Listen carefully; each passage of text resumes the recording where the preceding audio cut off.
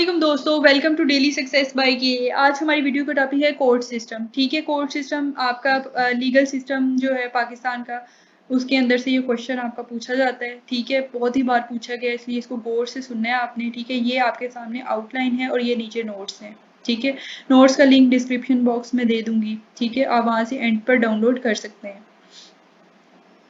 Introduction सबसे पहले मैं बता देती हूँ, आपने इस वीडियो के अंदर डिस्कस क्या क्या चीज़ें करनी है। इंट्रोडक्शन में आप सबसे देखेंगे इम्पोर्टेंस क्या होती है। किसी भी अगर आप जस्टिस को मेंटेन करना चाहते हो तो उसके अंदर कोर्ट सिस्टम किस तरह से अपना रोल प्ले करता है। ठीक है, फिर हम कोर्ट सिस्टम की स्ट्रक्चर, जिसके अंदर हम डिफरेंट लेवल्स ऑफ कोर्ट्स को जो है वो डिस्कस करेंगे। ट्रायल कोर्ट्स क्या होते हैं, पैलेट कोर्ट्स आपके पास क्या होते हैं, फिर उसके बाद सुप्रीम कोर्ट क्या होते हैं, स्पेशलाइज कोर्ट्स जो हैं ये आपकी क्या होते हैं। ठीक है, फिर उसके बाद हम देखेंगे जजेस और लायर्स का क्या रोल्स होता है। ठीक है, फिर उसके बाद हम ड्यू प्रोसेस यानी इसका प्रोसेस होता क्या है।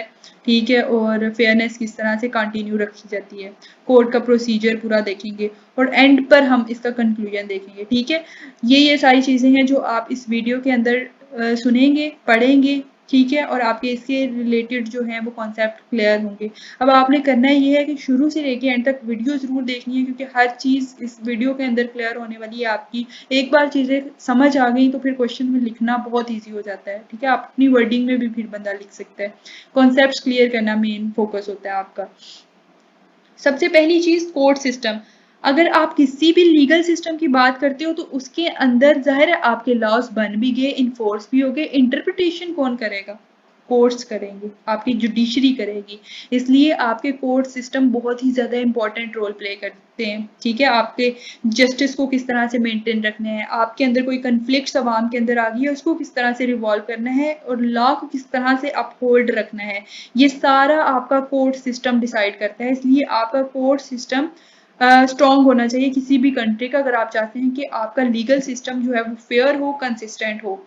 स्ट्रक्चर की अगर हम बात करें, structure of the court system, court system के ना डिफरेंट लेवल्स होते हैं। जैसे सबसे पहले आपका ट्रायल कोर्ट्स आता है, पैलेट कोर्ट आता है और फिर सुप्रीम कोर्ट आता है। इनको हम डिस्कस करते हैं कि ये जो डिफरेंट टाइप ऑफ केसेस को हैंडल करते हैं। ठीक है, डिफरेंट लेवल्स के ऊपर। सबसे पहले बात करते हैं ट्रायल कोर्ट्स की। ट्रायल कोर्ट्स होते हैं जहां पर फॉर एग्जांपल कोई केस आया है ना, तो उसको इनिशियल लेवल पर जो सुना जाता है उसके हक में या फिर उसके खिलाफ जो एविडेंस पेश किए जाते हैं उन सबको एनालाइज किया जाता है। ठीक है, जो आपके सिविल और क्रिमिनल केसेस होते हैं ना, बेसिकली ट्रायल कोर्ट्स आपके वो रिजॉल्व करते हैं। ठीक है, और आप का जो भी है क्रूशियल रोल प्ले करेंगे फैक्ट फाइंडिंग में, फैक्ट्स फाइंड करने में, या फिर आपने जो जो एविडेंस रखी है उसके ऊपर डिसीजन कोई भी करने में आपकी हेल्प करते हैं। ये ट्रायल कोर्ट्स हैं। ठीक है, इनिशियल लेवल पर आपके जितने केसेस हैं उनको सुना जाता है और उनके लिए आपके एविडेंस को प्रेजेंट किया जाता है। ठीक है, उसके बाद आपका आ जाता है अपेलेट कोर्ट्स। अपेलेट कोर्ट्स होते हैं कि ये देखेंगे कि इनसे नीचे जो लोअर कोर्ट्स हैं उन्होंने कौन कौन से फैक्ट्स को जो भी लॉ है उसको करेक्टली अप्लाई किया है या नहीं किया, दोनों पार्टीज को इक्वल अपॉर्चुनिटी दी है कि उन्हें सुना जाए, दोनों के एविडेंस को मद्देनजर रखते हुए फैसला किया है या नहीं किया, दोनों को प्रॉपर अपॉर्चुनिटी दी है कि वो अपने एविडेंस दे सके या फिर अपने वकील पेश करके अपने आप को डिफेंड कर सकें। ठीक है, अपीलेट कोर्ट इस चीज को देखेगा। फिर उसके बाद आपके आ जाता है सुप्रीम कोर्ट। ये हाईएस्ट अथॉरिटी होती है। ठीक है, लॉज और कॉन्स्टिट्यूशन को इंटरप्रेट करेगी और फिर देखेगी कि जो फॉर एग्जांपल अगर हाई कोर्ट है, जो लोअर कोर्ट है, देन सुप्रीम कोर्ट। ठीक है, वो उसके अंदर कोई केस है और वो पार्टी उस कोर्ट के डिसीजन से सेटिस्फाई नहीं है, तो वो हाई कोर्ट सुप्रीम कोर्ट के अंदर जाके हाई कोर्ट के इस फैसले को चैलेंज कर सकती है। फिर सुप्रीम कोर्ट की अथॉरिटी क्या करेगी, जो कि हायर अथॉरिटी है, वो दोबारा से उस केस को रिव्यू करेगी और चाहे तो फिर वो फैसले को चेंज हो सकता है कि एविडेंस की बेस के ऊपर हो सकता है कि वो आपके हक के अंदर फैसला दे दे।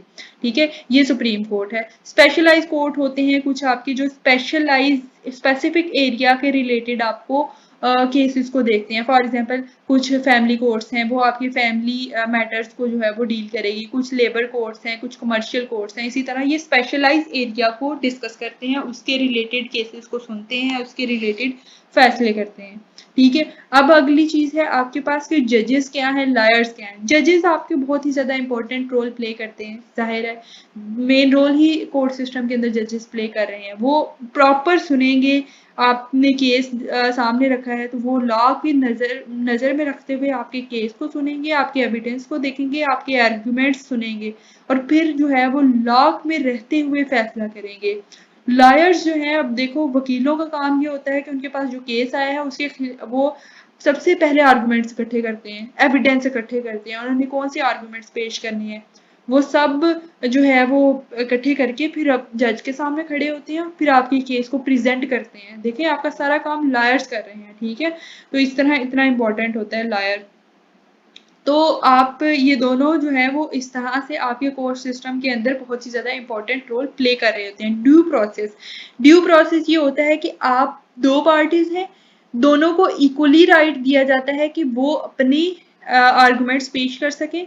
ठीक है, दोनों को जो for example step 1, step 2, step 3 सारे में से गुजर के जो है वो ट्रायल से गुजरते हुए फिर जाके वो अपना केस जो है वो जज के सामने रखेंगे, अपने एविडेंस देंगे, आर्गुमेंट्स देंगे, सबको जो है वो फेयरली ट्रीट किया जाएगा दोनों के पार्टीज को। कोर्ट का प्रोसीजर क्या होता है? कोर्ट का प्रोसीजर ये होता है कि सबसे पहले आप एक केस फाइल कराएंगे, उसके ऊपर आप अपने एविडेंस प्रेजेंट करेंगे और फिर आर्गुमेंटेशन होती है दोनों साइड्स पर और आर्गुमेंट के बेस पर फिर जज जो है वो फैसला करता है। आर्गुमेंट्स और जो आपके एविडेंस होते हैं उसकी बेस पर जो है वो फैसला जज करेगा कि ये केस आपके हक में होगा या नहीं होगा। ठीक है, इस तरह से कंक्लूजन अगर हम देखें तो आपका पूरा कोर्ट सिस्टम जो है वो बहुत आपके जस्टिस को अपहोल्ड करने में क्रूशियल रोल प्ले करता है। आपके अंदर जितने कन्फ्लिक्ट्स हैं लोगों के आपस में उनको डील करेगा, मैन टू मैन या स्टेट टू मैन।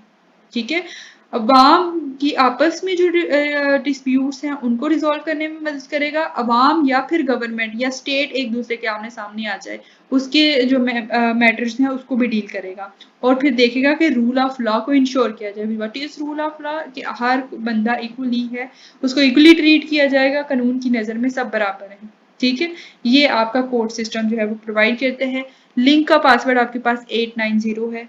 सारी जो है वो चीज़ें आई होप सो आपकी क्लियर हो गई हैं, आपको सारे टॉपिक्स की समझ आ गई है। यही चीज़ें थी, इंपॉर्टेंट कॉन्सेप्ट्स थे डिस्कस किए, जो इस वीडियो के अंदर डिस्कस किए गए हैं। अगर आपने ये क्लियर कर ली हैं तो इंशाल्लाह आप पेपर में क्वेश्चन अच्छे से अटेम्प्ट कर सकेंगे। किसी भी तरह से आपसे क्वेश्चन पूछा जाए आप कर सकते हैं। ठीक है, अभी आपने अगर मेरे चैनल को सब्सक्राइब नहीं किया, चैनल को सब्सक्राइब करें, वीडियो को लाइक करें, कमेंट सेक्शन के थ्रू आप मुझे ज़रूर बताएं आपको मेरी वीडियो कैसी लगी है, नोट्स कैसे लगे हैं। यही सब चीज़ें हमें आपसे चाहिए होती हैं। अपना बहुत सा ख्याल रखें।